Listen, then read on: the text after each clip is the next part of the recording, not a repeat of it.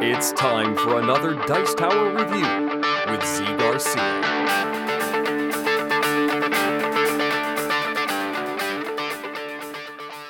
Hey everybody, today I'm going to be taking a look at a simple push-your-luck card game called Circus Flohcati. Circus Flohcati here is a reprint of this version of the game, which was put out previously by Rio Grande Games, but now we have this one, and the gameplay is pretty much the same.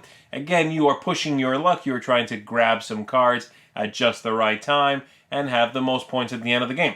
I'm going to show you how the game works, and then I'll tell you what I think of this reprint. Here we go.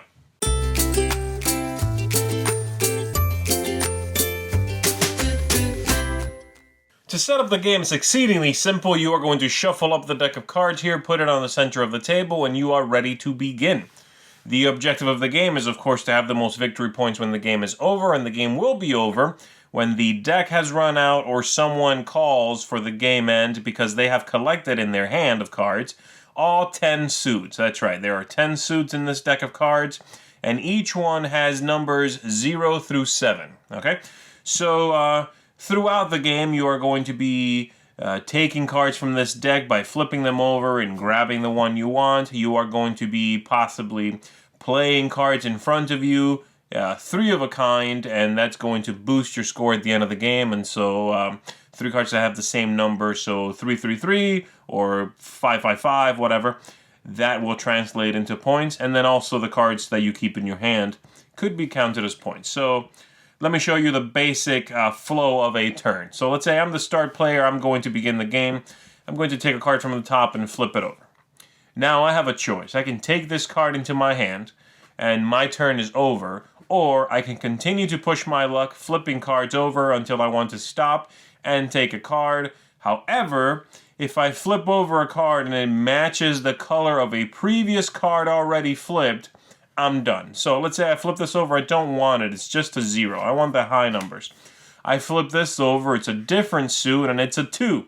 I'm going to keep going. And so I'm going to flip another one. That's a 4. I think I'm good with that. So I would take this 4, put it in my hand, and these would remain there for the next player who could, if they wanted to, instead of flipping, just take one of these. That's fine. Let's say, however, I did not take this 4 and I continue to push my luck. I flip over this 5. It is the same suit as this card, and so I've bust. This one is discarded, and it is the next player's turn. I get nothing at all. Okay? That's how the basic flow of the game works. Now, after I've taken a card, like I said, let's say I take this one, and I already have 2 zeros in my hand. Well, I can now choose to play all 3 zeros together to the table in front of me, and that at the end of the game is going to count as 10 points. No matter what the number is, it's 10 points. 3 4s, 10 points. 3 zeros, 10 points.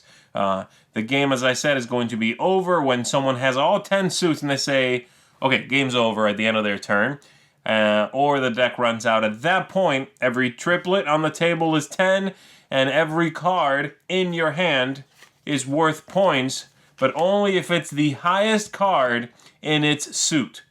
And so you're going to score from your hand just 10 cards. So as an example, let's say these cards are in my hand, and they are the only ones of these suits in my hand. I'm going to get 2 points for this, and I'm going to get 5 points for this. The 4 would be worthless. 5 is better, so I'm just scoring that 1. I do not get all of it. That's pretty much the basics of the game. Besides that, there's a couple of cards in here which are special actions. Let me find those. And there's only 3 different ones, so they're very simple to explain and have to deal with. But, there we go, and that one. Okay, so the idea here is this one, it says you can request one attraction. The cards are all called attractions from your opponent. So if you flip this over, they give you something from their hand, you're done. This one lets you steal one blindly from an opponent. So a little bit better than this because they don't get to pick what they give you. And then this one allows you to continue flipping cards, if you'd like to, until you bust and then still take a card. Alright, so basically in our previous example here, I would have been able to, do something like that, do that, assuming I had flipped this first, and then do this, I bust, and I can still take one. And if I take this one, I still need to fix this, because there's two of the same color, so I would just chuck one. But if I take this one, then this is fine. And we would just remove the special card, and that can stay there for the next player's round. And that is pretty much the game. I've always enjoyed Circus Flohcati here. I think it's a neat game, very light game with a nice amount of drama, though, nice amount of push your luck. You'll take a great card you just flipped over, got really lucky, and then your opponent snatches it from your hand. And so it's got a fun amount of, very simple mechanisms, but it's light, it's quick. I enjoyed it. And I think it played well with different groups of players. And that all holds true for this one. However, unfortunately, that's sort of where my positives for this edition of the game end. I like this box size, but I really hate the look of this new version. It's, unfortunately, I just don't find it to be appealing at all. The characters on the cards they don't bother me necessarily so much, but I've literally had reactions from players of disgust with the figures being humans, with the head of a flea on top of the human figure, so replacing the human's head. Very divisive look. Again, it doesn't bother me that much, that flea-headed human. But I've had people literally be like, ugh, I don't want to play this game. Walk away from the game. Besides that, the other really big issue I have with it is the font that they used on the cards. It's a different font for every suit. And that includes the number in the corner. That's a huge problem. I have a very hard time, and not just me, but pretty much everyone I've played with, deciphering, is that a 1 or a 7 sitting there on the table? Is that the 4 or the 1? And some of the fonts just should not go anywhere near game design. Nothing that needs to be legible anyway. And so it looks like a mess. All the fonts don't match. There is no reason why they couldn't go to town in the middle of the card. Do whatever you want. But don't mess with the index of the card. The corners need to be clear. All the 1s should look like the same 1. All the 7s should look like the same 7.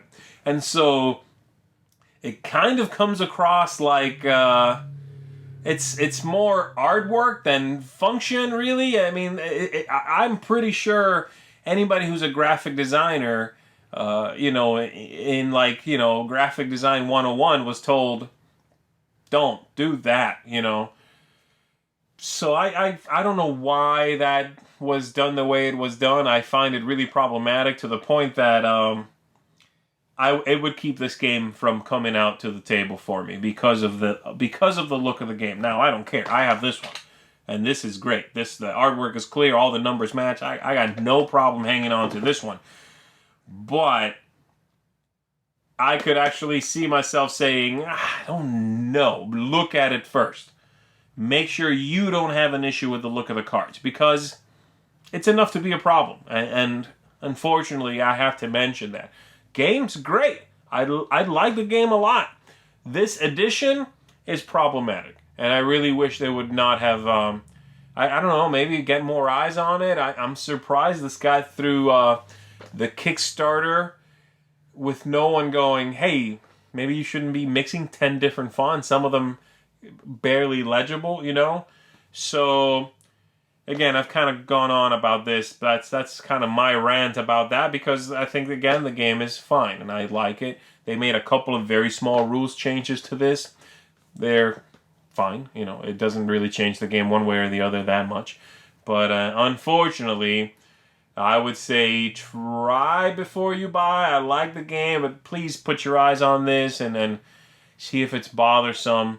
And if it is, then, I think you're going to have a hard time teaching the game, playing the game, and just enjoying it. So That's my review. I like the game. I don't like this edition. That's Circus Flohcati.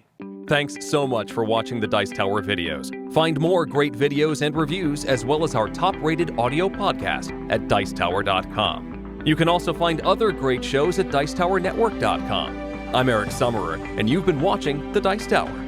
The Dice Tower is sponsored by Cool Stuff Inc., where you can find great games for great prices. Cool stuff in stock. Check them out at CoolStuffInc.com.